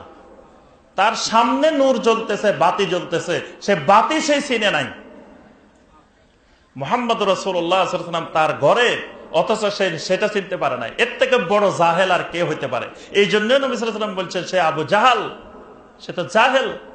তাহলে জাহেলের আলামত হলো জাহেল হক চিনে না, জাহেল কোরআন চিনে না, সুন্নাহ চিনে না। জাহেলের কাছে অনেক এলেম থাকতে পারে, বড় এলেম আছে, বড় আলেম। কিয়ামতের ময়দানে জাহান্নাম উদ্বোধন হবে কাদেরকে দিয়ে? হ্যাঁ বলে না, সবাই সন্দেহ আছে, ডরে বলে না যে হুজুরে আবার কি কয়। ওলামায়ে কেরামদেরকে দিয়ে, তাও ছোট ছোট আলেম না, বড় বড় ওলামায়ে কেরামদেরকে দিয়ে জাহান্নাম উদ্বোধন হবে। সর্বপ্রথম জাহান্নামে দেওয়া হবে বড় বড় আলেমদেরকে। তাহলে আমরা যে কথাটা বলতেছিলাম যে বিশাল বিশাল বস্তা বস্তা আমার এলেম থাকতে পারে, কিন্তু সেই এলেম যদি হক চিনার প্রতিবন্ধক হয়, ওই এলেম দিয়ে যদি আমি হক চিনতে না পারি, তো ওই এলেম শেখার পরেও আমি জাহেল। এই জন্য আবু জাহেলের এত এলেম থাকার পরেও আল্লাহ রাসূল সাল্লাল্লাহু আলাইহি ওয়াসাল্লাম বলছেন তাকে জাহেল। আচ্ছা, জাহেলের কিছু বৈশিষ্ট্য শুনেন। জাহেলের কয়েকটা বৈশিষ্ট্য আল্লাহ পাক বর্ণনা করছেন, যে এই বৈশিষ্ট্যগুলো যার মধ্যে পাবেন বুঝে নিবেন যে 100% জাহেল। এবং জাহেল হলে করণীয় কি সেটাও আল্লাহ পাক বলছেন। জাহেলের একটা বড় আলামত হলো জাহেল আমল করে না, আশা করে বসে থাকে। মানে গাছ লাগায় না, ফল পাওয়ার আশা করে বসে থাকে। এটা জাহেলের বড় একটা আলামত। আল্লাহ পাক কোরআনে কারীমের মধ্যে বলছেন ওয়া মিনহুম উম্মিয়ুনা লা ইয়ালামুনাল কিতাবা ইল্লা আমানিয়া ওয়া ইনহুম ইল্লা ইয়াজুন্নুন। রব্বুল আলামিন বলেন ওয়া মিনহুম উম্মিয়ুন, তাদের মধ্যে এমন কিছু উম্মি লোক আছে, লা ইয়ালামুনাল কিতাবা, কিতাবের কিছুই জানে না, ইল্লা আমানিয়া, কিন্তু সে আশা করে বসে থাকে। কিতাবের কোনো জ্ঞান নাই, তার নলেজ নাই, এলেম নাই আল্লাহর কিতাব সম্পর্কে, কিন্তু তার আশা আছে। নামাজ না পড়লে কি হবে? আমার ইমান ঠিক আছে। নামাজ না পড়লে কি হবে? আমি ইমানদার, আমি জাহান্নামে গেলেও একবার জান্নাতে যাবো। তাহলে জান্নাতের আশা করে বসে থাকে এই জাহেল। আমল নাই, আমল করে না, কিন্তু জান্নাতের আশা করে বসে থাকে। তার আশা ভরসা ঠিক আছে, কিন্তু লা ইয়ালামুনাল কিতাব, কিতাবের মধ্যে সূরা আল মুদ্দাসসিরের 42 থেকে 48 নম্বর আয়াতে জাহান্নামীদের আলামত বলা হয়েছে। সেখানে 1 নম্বর আলামত হলো ক্বালু লাম নাকু মিনাল মুসাল্লিন। জাহান্নামীরা বলবে, জাহান্নামে আসার 1 নম্বর কারণ হলো আমরা মুসল্লি ছিলাম না, নামাজ পড়তাম না। তাহলে স্পষ্ট হয়ে গেল যে কিতাব বলে দিচ্ছে যে নামাজ না পড়লে কোথায় যেতে হবে? জাহান্নামে যেতে হবে। কিন্তু যে জাহেল, সে তো কিতাবের কোনো জ্ঞান নাই, কিতাবের সাথে তার খবরে নাই। সে খবর না রেখে সে জান্নাতের আশা করে বসে থাকে। আল্লাহ পাক বলেছেন ওয়াইনহুম ইল্লা ইয়াজুন্নুন, এবং এরা শুধু আশা ভরসার উপরে, ধারণার উপরে চলে, ধারণার উপরে চলে। কিতাবের কোনো জ্ঞান নাই এবং জ্ঞান জানার দরকারও মনে করে না। আল্লাহ পাক বলছে এটা হলো জাহেলের 1 নম্বর বৈশিষ্ট্য। 2 নম্বর বৈশিষ্ট্য হলো জাহেল কি করে? অধিকাংশ মানুষ, বিশাল মানুষ যেখানে দেখে জাহেল সেখানে দৌড়া। জাহেলের কাছে হক চিনার আলামত কোরআনও না, সুন্নাহও না। জাহেলের কাছে হক চিনার আলামত হলো কোন জায়গায় মানুষ বেশি। এটা জাহেলের একটা বড় আলামত। যে আপনাকে দেখবেন কিছু মানুষ বলবে যে এত মানুষ কি না বুঝি দৌড়ায় নাকি ওখানে। এই কথা যে বলবে বুঝবেন যে 100% জাহেল, কোনো সন্দেহ নাই। কারণ আল্লাহ পাক কোরআনে কারিমে অসংখ্য আয়াতে বলছেন ওয়ালাকিন্না আকসারান নাস লা ইয়ালামুন, ওয়ালাকিন্না আকসারান নাস লা ইয়ালামুন। আল্লাহ পাক বলেন পৃথিবীর অধিকাংশ মানুষই জাহেল, অধিকাংশ মানুষই জানে না, এলেম নাই। তাহলে যেখানে মানুষ বেশি তার অর্থ এই নয় যে এরা হেদায়েতের উপরে আছে। দল বড় তার অর্থ এই নয় যে এরা হেদায়েতের উপরে আছে। অধিকাংশ মানুষ যদি হেদায়েতের দলিল হইতো, তো পৃথিবীর অধিকাংশ মানুষ হইতো বর্তমানে কাফের। আপনি যদি বলেন আমেরিকায় এত বিশাল বিশাল জিনিস আবিষ্কার করে, তারা কি বুঝে না? তারা তো মুসলমান হয় না, আমি মুসলমান হমু কেন? তাহলে আপনি হেদায়েত পাবেন? পৃথিবীর অধিকাংশ মানুষ লক্ষ লক্ষ মানুষ, কোটি কোটি মানুষ দলিল না, দলিল হলো কোরআন আর সুন্নাহ। এখন অধিকাংশ মানুষ কাজটা করতেছে, অধিকাংশ মানুষ যাইতেছে, যে লোক ওইটাকে দলিল দিবে, অধিকাংশ মানুষের দলিল, এই লোক হলো জাহেল। জাহেলের এটা একটা বড় আলামত। জাহেল যখন আপনার সাথে তর্ক বিতর্ক করবে, জাহেল আপনাকে কোরআন থেকেও দলিল দিবে না, হাদিস থেকেও দলিল দিবে না, দলিল দিবে মুরব্বীদের, দলিল দিবে অধিকাংশ মানুষের। বলবে যে হ্যাঁ, এত হাজার হাজার হুজুর, এত হাজার হাজার আলেম সেখানে যাইতেছে, হাজার হাজার আলেম এই কাজ করতেছে, এরাকে ভুল করতেছে। তখন আল্লাহ পাক বলছেন সূরা আল ফুরকানের 63 নম্বর আয়াত, আল্লাহ পাক বলছেন ওয়া ইযা খাতাবাহুমুল জাহিলুনা ক্বালু সালামা। যখন জাহেলেরা তোমাদের সাথে তর্ক বিতর্ক শুরু করবে, জাহেল তো তোমাকে কোরআন থেকেও দলিল দিবে না, হাদিস থেকেও দলিল দিবে না, তার দলিল তো অন্য জায়গায়। তার দলিল হলো মুরব্বী, তার দলিল হলো আকাবের, তার দলিল হলো দলে দলে মানুষ, লক্ষ লক্ষ মানুষ। তুমি বলবা কোরআন হাদিস, সে বলবো ওইটা। তো এইটা নিয়ে শুধু ঝগড়া বাড়বে, ঝগড়া কমবে না। তো এই জন্য জাহেল যখন তোমার সাথে বিতর্ক করবে, ক্বালু সালামা, বলবা যে ভাই আসসালামু আলাইকুম, বাস। তার আর কথার কোনো জবাবও দিবে না, কিছু বলবাও না, তার সাথে তর্ক বিতর্কও করবা না। তাহলে 2 নম্বরে আমরা বাতিলের দলিল পাওয়া যায় কোথায়? জাহালতের মধ্যে, মূর্খতার মধ্যে। 3 নম্বরে যেখানে দলিল পাওয়া যায় সেটা হলো দলবাজির মধ্যে, গ্রুপবাজির মধ্যে। এটাকে কোরআন হাদিসের ভাষায় বলা হয় তাআসসুব। তাআসসুবের মধ্যে, তাআসসুব মানে দলবাজি, গ্রুপবাজি। যে আমি একটা নির্দিষ্ট দলের মধ্যে আছি, বাস আমার দল যেটা বলে এটাই একমাত্র হক, আমার দলের বাহিরে সারা পৃথিবীতে যত মুসলমান আছে সব দলালা, সব গোমরাহি, সব জাহান্নামে যাবে, খালি আমার দলের লোক জান্নাতে যাবে। তাদেরকে যখন আপনি যত দলিলে দেন, কোরআন দেখাবেন, হাদিস দেখাবেন, শেষে এসে বলবো যে না, হাদিস তো ঠিক আছে, আয়াতও ঠিক আছে, কিন্তু আমাদের মাযহাবে এটা নাই। আচ্ছা, আয়াতও যদি ঠিক থাকে, হাদিসও যদি ঠিক থাকে, তো তোমার মাযহাবে থাকার দরকারটা কি? এটা হলো তাআসসুব, দলবাজি, যে সবকিছুর পরে আমার দল। যে একবারে প্রথম কোরআন দেখবো, হাদিস দেখবো, তারপরে সব দেখবো, দেখার পরে যে আয়াত আমার দলের সাথে মিলবে সেটা আমি গ্রহণ করব, যেটা আমার দলের সাথে মিলবে না সেটা গ্রহণ করা যাবে না। বরং অন্য কেউ যদি গ্রহণ করে, সেটাকে কেমনে বাধা দিতে হবে, কেমনে প্রতিবন্ধকতা তৈরি করতে হবে, ওই কুটো কৌশল নিয়ে কাজ করে। এটা হলো তাআসসুব। এই তাআসসুব ইসলামে হারাম। আল্লাহ রাসূল সাল্লাল্লাহু আলাইহি ওয়াসাল্লাম বলছেন, মান তাআসসাবা ফালাইসা মিন্না, আমার যে উম্মত দলবাজি করে সে আমার উম্মতেরই অন্তর্ভুক্ত নয়। আল্লাহ পাক বলছেন, যারা দলবাজি করে, মাথার মধ্যে আগে থেকে দল ঢুকায় রাখে, গ্রুপ ঢুকায় রাখে, একটা ফেরকা ঢুকায় রাখে, একটা চিন্তাধারা নিজে আগে থেকে ঢুকায় রাখে, এই লোক কোনোদিন হেদায়েত পাবে না। আল্লাহ পাক বলছেন, যালিকা যিকরা লিমান কানা লাহু কলবুন আও আলকাস সামা ওয়া হুম শাহিদুন। আল্লাহ পাক বলেন, ওই কোরআন সুন্নাহর উপদেশ শুধু তাদেরই কাজে লাগবে যাদের লিমান কানা লাহু কলবুন, যাদের কালব আছে, যাদের কালব আছে। যাদের কালব আছে মানে যারা দলবাজি মুক্ত। ইসলামের মধ্যে ছোট ছোট ক্ষুদ্র ক্ষুদ্র দলবাজি তৈরি করে, সেই দলবাজির মধ্যে থাকলে এই লোক কিয়ামত পর্যন্ত হেদায়েত পাবে না। দল মুক্ত হইতে হবে। আহলুস সুন্নাহ ওয়াল জামাত, জামাত মানে কি? জামাত মানে দল মুক্ত হওয়া। আমরা বুঝি জামাত মানে দল মুক্ত হওয়া, কিন্তু কোরআন সুন্নাহর ভাষায় জামাত মানে দল মুক্ত হওয়া, দল থেকে বের হওয়া। এখানে জামাত মানে সাহাবায়ে কেরামের দল, সাহাবায়ে কেরামের জামাত।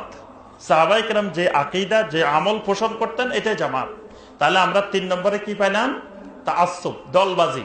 মানে সবকিছুর পরে কোরআন হাদিসের দলিল বাদ দিয়ে দলের দলিল, ফেরকার দলিল, যে আমাদের গ্রুপের দলিল, আমাদের দলের দলিল, এটা কোরআন সুন্নাহয় পাওয়া যাবে না। তাআসসুব দলিল পাওয়া যাবে তাআসসুবের মধ্যে। 4 নম্বরে যেটা কোরআন হাদিসে দলিল পাওয়া যাবে না, দলিল পাওয়া যাবে যেখানে, সেটার নাম হলো আল কিবির ওয়াল হাসাদ, অহংকার। অহংকার এবং হিংসা। একজন বড় আলেম হতে পারে, কিন্তু তিনি অহংকার মুক্ত না, অহংকারী, তিনি হিংসুক। তাহলে এই লোক জীবনে কোনোদিন বড় আলেম হবে কিন্তু হেদায়েত পাবে না। যার মধ্যে কিবির আছে আর হিংসা আছে, দেখেন নূহ আলাইহিস সালামের যুগে নূহ আলাইহিস সালাম যখন জনগণকে দাওয়াত দিতেন, জনগণ কি করত? আল্লাহ পাক সূরা নূহের মধ্যে এই কথা বর্ণনা করেছেন, ওয়া ইন্নামা কুল্লামা দাউতুহুম লিতাগফিরা লাহুম, রব্বুল আলামিন আমি যখন আমার জনগণকে দাওয়াত দিতাম লিতাগফিরা লাহুম, তারা কিভাবে আল্লাহর কাছে মাগফিরাত পাবে সেই পদ্ধতি শেখানোর জন্য, জালু আসাবিআহুম ফি আযানিহিম, রব্বুল আলামিন আমার কওমের লোকেরা তাদের আঙ্গুলগুলোকে কানের ভিতরে ঢুকিয়ে দিত, ওয়াস্তাগশাউ সিয়াবাহুম, আমার দাওয়াত না শোনার জন্য তাদের মুখের উপরে পর্দা ঢেলে দিত, কাপড় ঢেলে দিত, ওয়াস্তাকবারু ইস্তিকবারা, আর শেষ পর্যন্ত তারা অহংকারে বড় অহংকারী হয়ে যেত। বলতেছে হ্যাঁ আমরা বুঝি না, খালি নূহ বুঝে। নূহ কি পড়ালেখা করছে, কি ডিগ্রি, কোন মাদ্রাসায় পড়ছে, কোন মুফতির কাছে পড়ছে? নূহ আলাইহিস সালাম দুনিয়ার কোন মুফতি সাহেবের কাছে পড়ছে? কোন ইউনিভার্সিটিতে পড়ছে? কোন মাদ্রাসায় পড়ছে? দাওরা হাদিস পাস করছে? কামেল পাস করছে? মুফতি পাস করছে? তো কিছুই তো করে নাই। ওই যুগের লোকেরা বলে যে হ্যাঁ আমরা এত বড় বড় বিশাল বিশাল সার্টিফিকেট দাঁড়ি, বিশাল বিশাল ডিগ্রি দাঁড়ি, এত পড়াশোনা করছি, আর তার কথা আমরা শুনবো কেন? এই জিনিস যার মধ্যে ঢুকছে এই লোক কিয়ামত পর্যন্ত হেদায়েত পাবে না। অহংকার এবং হাসাদ। ফেরাউন হেদায়েত পায় নাই, না পাওয়ার কারণ কি? অহংকার, কিবির। ইবলিস হেদায়েত পায় নাই, কি জন্য? দুই কারণে পায় নাই, একটা অহংকার আর একটা যুক্তিবাদী। একটা হলো অহংকারী হওয়া আর একটা যুক্তিবাদী হওয়া, এই জন্য হেদায়েত পায় নাই। একটা অহংকার হলো কি, আবা ওয়াস্তাকবারা ওয়া কানা মিনাল কাফিরিন, আল্লাহ পাক বলছে সে ইস্তিকবার, অহংকারী হয়ে গেছে, এজন্য সে হেদায়েত পায় নাই। আরেকটা পায় নাই, যুক্তিবাদী হয়েছে। আল্লাহ পাক বললেন যে উসজুদু লি আদম, আদমকে সাজদা করো। ইবলিস বলে উঠলো খালাকতানি মিন নার ওয়া খালাকতাহু মিন তিন, আল্লাহ পাক আমাকে সৃষ্টি করেছেন আপনি আগুন থেকে, আর আদমকে সৃষ্টি করেছেন মাটির থেকে। তাহলে আমার যুক্তি বলে মাটি আগুনকে সাজদা করবে, আগুন মাটিকে সাজদা করবে না। ইবলিসের মতো বড় যুক্তিবাদী আল্লাহর জমিনে কেউ নাই। তার যুক্তিও কিন্তু ঠিক আছে যে আমাকে বানাইছেন আগুন থেকে, তাকে বানালেন মাটির থেকে, তা আমি আগুনে মাটিরে সাজদা করবো কেন? মাটি আগুনকে সাজদা করবে। এই যুক্তিবাদীর প্রদর্শন করা আর অহংকার প্রদর্শন করার কারণে ইবলিসও হেদায়েত পায় নাই। অহংকার কাকে বলে? আল্লাহ রাসূল সাল্লাল্লাহু আলাইহি ওয়াসাল্লাম নিজেই সংজ্ঞা দিয়েছেন অহংকার কাকে বলে। অহংকার মানে শুধু স্বাভাবিকভাবে অহংকারী দেখানো, এটার নাম অহংকার না। আল্লাহ রাসূল সাল্লাল্লাহু আলাইহি ওয়াসাল্লাম বললেন লা ইয়াদখুলুল জান্নাতা মান কানা ফি কলবিহি মিসকালু হাববাতিন মিন কিবির। নবী সাল্লাল্লাহু আলাইহি ওয়াসাল্লাম বলেন কারো মধ্যে যদি বিন্দুমাত্র অহংকার থাকে সে জান্নাতে যাবে না।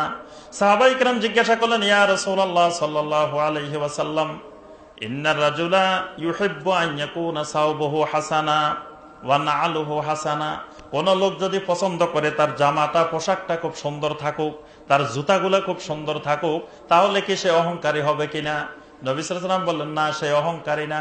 অহংকারী হলো আল কিবির বাতারুল হাক্কি ওয়া গামতুন নাস। অহংকারী হলো বাতারুল হক। বাতারুল হক, বাতারুল হক মানে রাদ্দুহু আল হুজ্জাহ, দলিলকে প্রত্যাখ্যান করা, হককে প্রত্যাখ্যান করা, এটার নাম অহংকার। বাতারুল হক, হককে মেনে না নেওয়া। হক কি? আমরা হকের সংজ্ঞা প্রথমে দিছি, হক হইল কোরআন, হক হইল সুন্নাহ। আপনি কোরআনের আয়াত কারো সামনে পেশ করলেন, সুন্নাহ পেশ করলেন, হাদিস পেশ করলেন, এরপরেও মেনে নেয় না, তার অর্থ হইল এটা কিবির, এটা অহংকার। অহংকারে মেনে নেন, হ্যাঁ আমি এত বড় মুফতি সাহেব, আবার এতদিন পর্যন্ত আমাদের ওস্তাদরা এইভাবে বলে আসছে, আমাদের আকাবেরদেরকে এইভাবে দেখছি, এখন আবার এই লোক লেখাপড়া জানে না, কিছু জানে না, এই লোক ডাক্তার, ডাক্তারি করব, এই লোক কেন আসি ফতোয়া বলে, বাস এটা মানা যাবে না। এটা হলো কিবির, এটা অহংকার। আল্লাহ পাক বলছেন আল কিবির বাতারুল হক, হককে প্রত্যাখ্যান করা। যার মধ্যে কিবির আছে, হাসাদ আছে, হিংসা আছে, এই লোক কোনোদিন হেদায়েত পাবে না। এটা হেদায়েতের প্রতিবন্ধক। বড় মুফতি হওয়া যাবে, বড় আলেম হওয়া যাবে, কিন্তু মুহতাদিন হওয়া যাবে না। এবং আপনার ওই যে দলিল কোরআন হাদিসে পাওয়া যাবে না, সেই দলিল পাওয়া যাবে অহংকারের মধ্যে। এজন্য অনেকে দলিল দেয় যে আপনারা এই কথাগুলো বলতেছেন, কিন্তু আমাদের অমুক মুফতি সাহেব তো বলছে না, এটা ঠিক না। কিন্তু মুফতি সাহেব যে কথাটা বলছেন এটা অহংকারের দলিল। সেটা উনি এত বড় মুফতি সাহেব, উনি কি কম বুঝেন নাকি? এই অহংকার যার মধ্যে ঢুকেছে, এই অহংকারটা হেদায়েত না পাওয়ার দলিল। কয়টা গেল? 4টা জিনিস। 5 নম্বরে আমরা যে জিনিসটি বলবো সেটি হলো ইত্তেবাউল হাওয়া। যার মধ্যে ইত্তেবাউল হাওয়া আসবে সেই লোক কোনোদিন হেদায়েত পাবে না। ইত্তেবাউল হাওয়া মানে প্রবৃত্তি পূজারী, মনে যেটা চায়, মনের জিনিসকে অগ্রাধিকার দেওয়া। কোরআন সুন্নাহর দলিলের মোকাবেলায় নিজের ইচ্ছাকে, নিজের ইস্তেহাদকে, নিজের মতকে অগ্রাধিকার দেওয়া, এটাকে বলা হয় ইত্তেবাউল হাওয়া। আল্লাহ পাক জান্নাতের ব্যাপারে বলছেন, ওয়া আম্মা মান খাফা মাকাম রাব্বিহি ওয়া নাহান নাফসা আনিল হাওয়া ফাইন্নাল জান্নাতা হিয়াল মাওয়া। রব্বুল আলামিন বলেন, ওয়া আম্মা মান খাফা মাকাম রাব্বিহি, যে ব্যক্তি তার রবের ভয়ে সব সময় শঙ্কিত থাকে, ওয়া নাহান নাফসা আনিল হাওয়া, আর নিজের নফসকে হাওয়া থেকে, প্রবৃত্তির অনুসরণ থেকে বাঁচিয়ে রাখে, ফাইন্নাল জান্নাতা হিয়াল মাওয়া, ওই লোকের ঠিকানা হলো সেই জান্নাত। সুবহানাল্লাহ। জান্নাত পাওয়ার জন্য শর্ত হলো ইত্তেবাউল হাওয়া ছাড়তে হবে। আল্লাহ পাক বলেন, ফালা তাত্তাবিউল হাওয়া আন তা'দিলু, খবরদার তোমরা হাওয়ার অনুসরণ করিও না, প্রবৃত্তির অনুসরণ করিও না। অনুসরণ করতে হবে কিসের? কোরআন আর হাদিসের, কোরআন আর সুন্নাহ। কোরআন সুন্নাহ বাদ দিয়ে যদি আমার প্রবৃত্তির অনুসরণ শুরু করি তাহলে হেদায়েত পাওয়া যাবে না। হেদায়েত না পাওয়ার আরেকটি কারণ হলো জাইগুল কুলুব, অন্তর বক্রতা, অন্তর বাঁকা হয়ে যাওয়া। আমাদের শরীরের যেমন অনেকগুলা রোগ হয়, কালবেরও অনেকগুলা রোগ হয়। আমাদের শরীরের বড় বড় রোগ হইলো যেমন ডায়াবেটিস হয়, ক্যান্সার হয়, বিভিন্ন ধরনের রোগ হয় না শরীরে?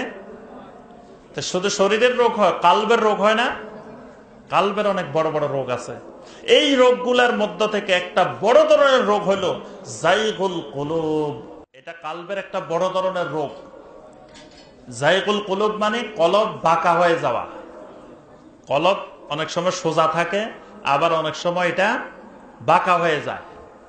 এই কালবের বক্রতা, এটা বিশাল একটা রোগ। এই রোগ যার হয়েছে সেই লোক দেখবেন যে সোজা কথা বলবে না। আপনি বলবেন একটা, সেই লোক সবসময় উল্টা উল্টা কথা বলে। মানে আপনার কথার মোকাবেলায় সে কোরআনের আয়াতও বলবে না, হাদিসও বলবে না, দলিলও বলবে না।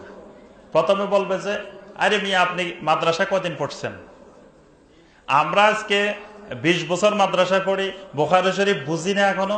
আপনি কয়দিন মাদ্রাসায় পড়ছেন? বুখারী শরীফ লইলে হাঁটেন। বক্রতা, এটা হলো কাল বাঁকা হয়ে গেছে, বাঁকা কথা বলবে, মানে সোজা কথা আর বলবে না। তারপরে বলবে যে আপনি রাফুল ইয়াদাইনের হাদিস পাই গেছেন, আমরা এত বছর মাদ্রাসায় পড়ছি, আমরা পাই নাই, আমাদের উস্তাদরা পাই নাই, আপনি পাইছেন। আবার আপনি আরবি ব্যাকরণ জানেন, নাহু সরফ জানেন, বাস। রাফুল ইয়াদাইনের হাদিস পাইতে কি আরবি ব্যাকরণ জানা লাগে, নাহু সরফ জানা লাগে? মানে সোজা কথা আর বলবে না, শুধু বাঁকা বাঁকা কথা বলবে। কিছু কিছু মানুষকে দেখবেন বাঁকা বাঁকা কথা বলে, সোজা কথা বলে না। এই জাইগুল কুলুব, কালব বাঁকা হয়ে যাওয়া, কালবের বক্রতা, এটা অন্তরের একটা বিশাল রোগ। এই রোগ যার হয়েছে সেই লোক আর হেদায়েত পাবে না, সবসময় শুধু বাঁকা কথা বলবে। আল্লাহ পাক কোরআনে কারীমের মধ্যে শিখাই দিয়েছেন আল্লাহর কাছে দোয়া করার জন্য, রব্বানা লা তুযিগ কুলুবানা বা'দা ইয হাদাইতানা ওয়া হাব লানা মিন লাদুনকা রাহমা ইন্নাকা আনতাল ওয়াহ্হাব। আমরা এই দোয়া সব সময় করি, কিন্তু বেদাতি পদ্ধতিতে করার কারণে আল্লাহর কাছে কবুল হয় না। এই দোয়া কিন্তু আমাদের দেশের বহুল প্রচলিত একটা দোয়া। সব ইমাম সাহেব এই দোয়া করে। এই দোয়া করে না এরকম ইমাম সাহেব বাংলাদেশে নাই, কিন্তু এক দোয়াও কবুল হয় না। না হওয়ার কারণ হলো বেদাতি পদ্ধতিতে সারা রাত দোয়া করলেও আল্লাহ দোয়া কবুল করবে না। সুন্নত পদ্ধতিতে 1 মিনিট দোয়া করলে সেটা কবুল হবে। তা আমরা দোয়া করি বেদাতি পদ্ধতিতে, তো এটা কবুল হবে কোথা থেকে? এই জন্য আমাদের অন্তর বাঁকা হয়ে আছে। এই জন্য সোজা কথা আমাদের মধ্যে আসে না। সবসময় দেখবেন যে বাঁকা, উল্টা কথা, বাঁকা কথা। এই বাঁকা কথার মধ্যে মানে সেটা কোরআন সুন্নাহ যেখানে দলিল পাওয়া যাবে না, সেটা ওই বক্রতার মধ্যে পাওয়া যাবে। আরেকটি জিনিস যেটা হেদায়েত না পাওয়ার প্রতিবন্ধক, সেটা হলো সাহিবু বিদআ আহবার ওয়ার রুহবান, মানে বেদাতি আলেম এবং আবেদ। ওলামা ইকরামদের মধ্য থেকে অনেক ওলামা ইকরাম বেদাতকে পছন্দ করেন, বেদাতকে ভালোবাসেন। তারপর আবার কিছু আছেন আলেম না, আলেমের সুরত ধরে থাকেন, ভিতরে এলেম নাই, কিন্তু উপরে দিয়ে দেখলে মনে হয় যে বিরাট আলেম, বড় মুফতি সাহেব। এই দুইটার একটাকে বলা হয় আহবার, একটাকে বলা হয় রুহবান। আহবার হলো যার এলেম আছে, বড় আলেম, আর রুহবান হলো এলেম নাই কিন্তু সুরতে মনে হয় যে বড় আলেম। আল্লাহ পাক সূরা আত-তাওবার 34 নম্বর আয়াতে আল্লাহ পাক বলছেন, ইয়া আইয়ুহাল্লাযীনা আমানু ইন্না কাসীরাম মিনাল আহবারি ওয়ার রুহবানি লা ইয়াকুলুনা আমওয়ালান নাসি বিল বাতিল ওয়া ইয়াসুদ্দুনা আন সাবিলিল্লাহ। আল্লাহ পাক বলেন, হে ঈমানদারগণ, তোমাদের মধ্যে অধিকাংশ আহবার এবং রুহবান, সবাই না, আল্লাহ পাক বলেন অধিকাংশ, তাহলে কিছু বাদ আছে, কিছু আহবার রুহবানের মধ্যে এই দোষটা নাই, কিন্তু অধিকাংশের মধ্যে আছে। সেটা কি? আহবার মানে বড় বড় আলেম কিন্তু বেদাতি আলেম, আর রুহবান মানে আলেম না আবেদ কিন্তু বেদাতি, সাহিব বেদাহ। এই দুই গ্রুপ কি করে? প্রথম গ্রুপে যেটা করে সেটা হলো লা ইয়াকুলুনা আমওয়ালান নাসি বিল বাতিল, বাতিল পদ্ধতিতে মানুষের সম্পদ ভক্ষণ করে, বাতিল পদ্ধতিতে মানুষের সম্পদ খায়। বাতিল পদ্ধতি কি? মিলাদ পড়ি খায়, খতম পড়ি খায়, তারপরে তাবিজ দিয়ে খায়, বিভিন্ন পদ্ধতি যেগুলো কোরআন সুন্নাহর বিরোধী পদ্ধতি, বাতিল পদ্ধতি। এই বাতিল পদ্ধতির মাধ্যমে সম্পদ খায়। এটা কিন্তু ছোট আলেমরা পারে না, এটা বড় আলেম লাগে। এটা খাইতে হইলেও অনেক কৌশল লাগে, সবাই কিন্তু পারে না। একজন লোক দৌড়াই আসছে যে হুজুর আমার তো মেয়ে অসুস্থ, কি করবো? তো হুজুর চিন্তা করলো এই লোকের তো টাকা পয়সা আছে, পকেট থেকে টাকা বের করতে হবে। বললো যে শোনেন, আপনি একটা সুরিয়ানি খতম দিয়ে দেন। সুরিয়ানি খতম সারা রাত পড়তে হয়, টাকাও বেশি, হাদিয়াও বেশি। বাস সুরিয়ানি খতম দিয়ে দিছে, টাকা কিছু বাইর করছে। আবার একজন দেখা গেল যে নামাজ পড়ে নাই, জানাজা পড়তে আসছে। এই ভাই শুনেন, উনি কতদিন নামাজ পড়তে পারে নাই? 1 বছর পড়তে পারে নাই। ডেইলি 6 ওয়াক্ত নামাজ হচ্ছে, 5 ওয়াক্ত, হিসাব হলো 6 ওয়াক্ত। 6 ওয়াক্ত ডেইলি, 1 ওয়াক্তের জন্য এত টাকা, বাস তার 1 লক্ষ এত হাজার টাকা কাপ্পারা। বাস কাপ্পারা খাওয়ার বড় বুদ্ধি। এইভাবে মানে এগুলা খাইতে হইলে অনেকগুলা কৌশল আছে। সে কৌশল করে করে লাইয়া কুলুনা আমওয়ালান নাসি বিল বাতিল, বাতিল পদ্ধতিতে মানুষের সম্পদ খায়। এরা কিন্তু হেদায়েতের জন্য বড় প্রতিবন্ধক। কারণ সেই যদি দেখে যে আপনি তার এই খাওয়ার রাস্তায় আপনি প্রতিবন্ধকতা তৈরি করতেছেন, আপনি তার খতমে বাধা দিচ্ছেন, তার মিলাদে বাধা দিচ্ছেন, তার বিভিন্ন ইনকামের রাস্তায় আপনি বাধা দিচ্ছেন, তখন সে আপনার কোরআন হাদিসে যতই থাকুক সেটা অ্যাকসেপ্ট না করে আপনার বিরোধিতা করবে। আমি আমার এলাকায় ওয়াজ করতে গেলে তো মসজিদের ইমাম সাহেবেরা বলে কি যে ইমাম ভাই আপনি সব বিষয়ে ওয়াজ করিয়েন, এইগুলা একটু বলিয়েন না। কারণ হলো এইগুলা বললে আমাদের ইনকামটা চলে যাবে। আপনারা তো ঢাকা শহরে আছেন, আপনাদের আলহামদুলিল্লাহ টাকা পয়সা আছে, আমরা গরিব মানুষ, কিছু নাই, এইগুলা করি কোন রকম খাই গ্রামে। তা আপনি যদি এগুলা বলে দেন তো মানুষ তো আর মিলাদও পড়াবে না, খতমও পড়াবে না, আমাদের টোটাল ইনকামে বন্ধ।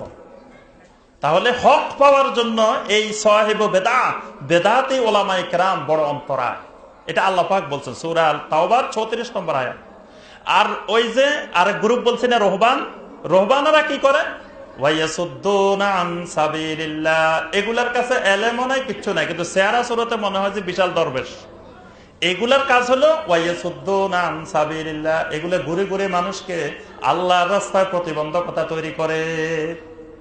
এগুলা এখানে আসে কিছু করবে না, ওই দেখবেন যে এখান দিয়ে ঘুরবে, ওখান দিয়ে ঘুরবে, ঘুরে ঘুরে কবে যে শুনেন এখানে যে মাহফিল হইতেছে, খবরদার এখানে যাইয়েন না। এখানে রাস্তা রাস্তায় ঘুরবো, ঘুরি ঘুরি করবো কি যে শুনেন এখানে যে মাহফিল হইতেছে এখানে যাইয়েন না, এখানে তো আমাদের কোনো ওইরকম আমাদের আকাবেদদের, আমাদের সিলসিলার, আমাদের দলের কোনো মুক্তি আসে নাই, খবরদারি মাহফিলে যাইয়েন না। আল্লাহ পাক বলেন ওয়ায়াসুদ্দুনা আন সাবিলিল্লাহ।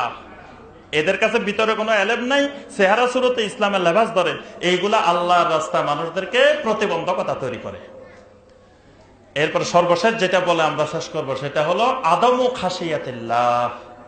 খাশিয়াতুল্লাহ যদি না থাকে তাহলে এই লোক কোনোদিন হেদায়েত পাবে না। হেদায়েতের অন্তরায় খাশিয়াতুল্লাহ না থাকা। খাশিয়াতুল্লাহ মানে আল্লাহর ভয় না থাকা। আল্লাহর ভয় যদি কারোর মধ্যে না থাকে এই লোক কোনোদিন হেদায়েত পাবে না, বরং এটা হেদায়েতের রাস্তা প্রতিবন্ধকতা তৈরি করবে। আপনারা শুনছেন কিনা জানি না, আমি শুনছি যে এক বড় মুফতি, বড় আলেম বলতেছেন যে সাহাবাই কেরাম তারা ইসলাম গ্রহণের পরেও বগলের নিচে মূর্তি নিয়ে নাকি মসজিদে আসতো, যে আসি এইভাবে ধরে রাখতো। তো নবী সাল্লাল্লাহু আলাইহি ওয়াসাল্লাম দেখলেন যে রাসূলের পিছে নামাজ পড়ে আবার মূর্তিও আছে বগলের নিচে। বাস আল্লাহ রাসূল বললেন যে আল্লাহু আকবার, উপরের দিকে হাত তুলে ফেলছেন, বাস হাত তুলছে আর মূর্তি পড়ে গেছে। যেই কথা দুনিয়ার কোন কাফের মুশরিক বলতে সাহস করে নাই, সেই কথা একজন বড় আলেম বলতেছেন। তার অর্থ কি? ওই আলেমের ভিতরে খাশিয়াতুল্লাহ নাই, আল্লাহর ভয় নাই। তিনি নিজের দল টিকানোর জন্য, গ্রুপ টিকানোর জন্য, ফেরকা টিকানোর জন্য সাহাবাই কেরামের নামে তহমত দিচ্ছেন যে সাহাবীরা ইসলাম গ্রহণের পরেও নাকি মূর্তি নিয়ে মসজিদে আসতো। তাহলে এই যে কথাটা বলে ফেললেন, এই কথাটা কেন বলতে পারছেন? আদম ও খাশিয়াতুল্লাহ, খাশিয়াতুল্লাহ নাই। আল্লাহ পাক সূরা ফাতিরের ৭৩ নম্বর আয়াতে আল্লাহ পাক বলছেন, ইন্নামা ইয়াখশাল্লাহা মিন ইবাদিহিল উলামা। আল্লাহ রাব্বুল আলামিনকে শুধুমাত্র ভয় করে ওলামা। এই জন্য ইমাম হাসান আল বসরি রাহমাহুল্লাহ তিনি এই আয়াতের তাফসিরে বলছেন, আলেম তো তারা যারা মান খাশিয়ার রহমান বিল গায়ব, যারা আল্লাহকে ভয় করে, যার মধ্যে খাশিয়াতুল্লাহ আছে, তিনি আলেম। বস্তায় বস্তায় এলেম থাকা আলেমের দলিল না। ইমাম হাসান আল বসরি রাহমাতুল্লাহ আলাইহি তিনি বড় তাবেঈ ছিলেন, তিনি তাফসির করেছেন, তিনি ইবনে আব্বাসের ছাত্র। তিনি বলছেন এলেম মানে জ্ঞান থাকা আলেমের দলিল না, আলেমের দলিল হলো খাশিয়াতুল্লাহ, আল্লাহর ভয়, খাশিয়াতুল্লাহ থাকা, এটাই আলেম হওয়ার দলিল। আল্লাহ পাক স্পষ্ট বলে দিয়েছেন সূরা আল মুমিনুনের ২ নম্বর আয়াত, আল্লাহ পাক বলেন কাদ আফলাহাল মুমিনুন আল্লাযীনা হুম ফি সলাতিহিম খাশিউন। ওই মুমিনেরাই সফল যাদের সালাতের মধ্যে খাশিয়াতুল্লাহ আছে। এই আয়াতের তাফসিরে ইবনে আব্বাসের একজন বড় ছাত্র আবুল আলিয়া রাহমাতুল্লাহ আলাইহি তিনি বলছেন যে একজন মুসল্লির নামাজ আল্লাহর দরবারে কবুল হতে হলে ওই নামাজের মধ্যে ৩টা জিনিস থাকতে হবে। ১ নম্বর জিনিস ইখলাস থাকতে হবে, ২ নম্বর জিনিস খাশিয়াতুল্লাহ থাকতে হবে, ৩ নম্বরে জিকরুল্লাহ থাকতে হবে। কারণ ইখলাস যদি না থাকে তার নামাজ কবুল হবে না, খাশিয়াতুল্লাহ না থাকলেও তার নামাজ কবুল হবে না। আর জিকরুল্লাহ, আল্লাহ পাক বলেন ইন্নাস সালাতা তানহা আনিল ফাহশাই ওয়াল মুনকার ওয়ালা জিকরুল্লাহি আকবার। সালাত মানুষকে ফাহশা এবং মুনকার থেকে ফিরাবে, আর এটা হলো জিকরুল্লাহি আকবার। তো যদি নামাজের মধ্যে খাশিয়াতুল্লাহ না থাকে তো সারা জীবন নামাজ পড়বে, এখান থেকে তার চুরিও বন্ধ হবে না, সুদও বন্ধ হবে না, ঘুষও বন্ধ হবে না, কিছুই বন্ধ হবে না। এটা নামাজি সুদখোর, নামাজি ঘুষখোর, তারপরে নামাজি চোর, নামাজি ডাকাত, নামাজের সময় নামাজও পড়ে, আবার এ সকল অপকর্ম করে। নামাজি জেনাকারীও হতে পারে, নামাজি কিন্তু জেনাকারী, নামাজি কিন্তু সুদখোর, নামাজি কিন্তু ঘুষখোর। তাহলে নামাজ তারে সুদ থেকে ঘুষ থেকে ফিরাইতে পারে না কেন? আবুল আলিয়া রাহমাতুল্লাহ আলাইহি ব্যাখ্যা করেছেন তার নামাজের মধ্যে খাশিয়াতুল্লাহ নাই। খাশিয়াতুল্লাহ যদি থাকতো তাহলে সমস্ত অপকর্ম থেকে তাকে ফিরাতে পারতো। সম্মানিত ভাই ও বোনেরা, আমার আলোচনা দীর্ঘায়িত করব না। আমার পরে আরো 2 জন সম্মানিত আলোচক আছেন, ওনারা আরো গুরুত্বপূর্ণ আপনাদের সামনে আলোচনা করবেন ইনশাআল্লাহ। আমরা যে বিষয়গুলো আলোচনা করলাম এটার মূল সারমর্ম হলো, মূল কথা হলো যে হক কোরআন এবং সুন্নতের মধ্যে আছে। নবী সাল্লাল্লাহু আলাইহি ওয়াসাল্লাম আমাদের কাছে 2টা জিনিস রেখে গেছেন, কোরআন এবং সুন্নাহ। নবী সাল্লাল্লাহু আলাইহি ওয়াসাল্লাম কোন ব্যক্তিকে দলিল বানান নাই, দলিল বানাইছেন কাকে? কোরআন আর সুন্নাহকে। কোরআন আর সুন্নায় যে জিনিস পাওয়া যাবে সেখানে কোনো ব্যক্তি দলিল হবে না। কোরআন সুন্নাহ স্পষ্ট থাকলে সেখানে কোনো ব্যক্তির অন্ধ আনুগত্য, এটা হারাম। এজন্য সাহাবায়ে কেরাম এক ব্যক্তির ছাত্র হইতেন না, 10 সাহাবীর ছাত্র হইতেন। তাবেঈনে কেরাম এক সাহাবীর ছাত্র থাকতেন না, 10-20 জনের ছাত্র থাকতেন। এই জন্যই আমাদের দেশে যে পীরের সিস্টেম, এই পীরের সিস্টেমে একজন মানুষ এক ওস্তাদের স্টুডেন্ট হয়ে যায়, এটা ইসলামে জায়েজ নাই। একজনের স্টুডেন্ট যখন হইবেন তখন আপনি মনে করবেন যে আমি যেটা বলতেছি এটাই 100% কারেক্ট। বাস আমার হুজুর যেই টুপি পরে এই টুপি একমাত্র টুপি, আমার হুজুর যে তসবি পরে এই তসবি একমাত্র তসবি, আমার হুজুর যেই কালারের পাঞ্জাবি পরে এটাই একমাত্র পাঞ্জাবি। কারণ তার ওস্তাদ তো একটা। ওস্তাদ যদি 10 জন থাকে তখন তার মধ্যে এই গোড়ামি, এই অন্ধত্ব তার মধ্যে তৈরি হবে না। এজন্য ইসলামে এক ওস্তাদ জায়েজ নাই। ওস্তাদ থাকতে হবে অনেক, আর ওস্তাদ যদি অনেক থাকে তাহলে তার মধ্যে গুমরাহি আসবে না। এজন্য সম্মানিত ভাই ও বোনেরা, আমরা যে কথাগুলো বললাম এগুলো বাস্তব সমাজের চিত্র।